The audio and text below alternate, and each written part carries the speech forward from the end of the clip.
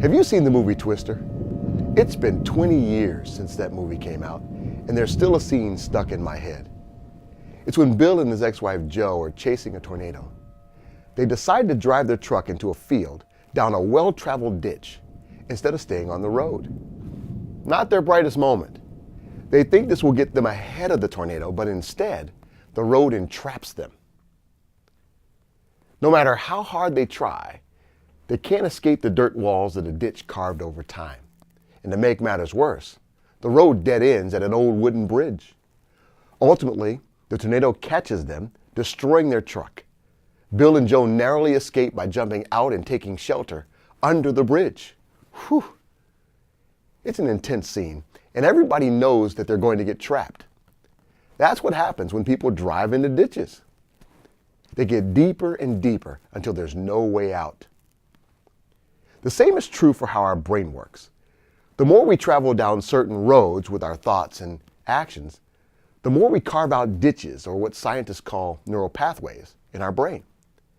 This is how habits and addictions develop. Our brain literally is sculpted by thoughts over time. Do you ever feel like Bill and Jo in that truck, going down a dead-end road, unable to turn your thoughts and actions around? Well, if so, welcome to humanity. It's a well-traveled road going all the way back to Adam. But there is good news. There's a man, a new Adam, who carved out a new road. He made a new pathway in our mind and heart. From birth to death, he traveled down the road of faith, hope, and love, where all his thoughts and actions sculpted a new way forward.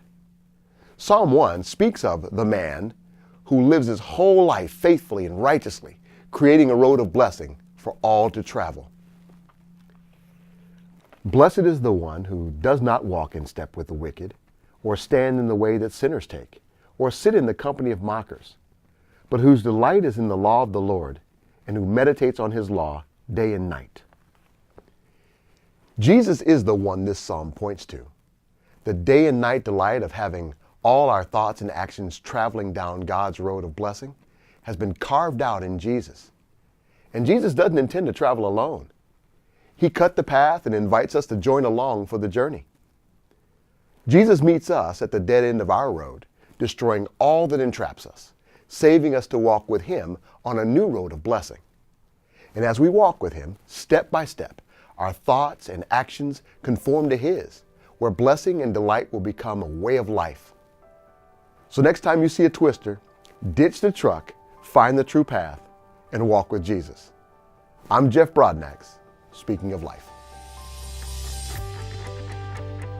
Thanks for watching this episode of Speaking of Life. We hope you enjoyed it. We'd love to connect with you. Here are a couple of ways. Subscribe to our newsletter, GCI Update, and like us on Facebook. And if you'd like more resources from GCI, check out our website. Thanks again for watching. See you next week.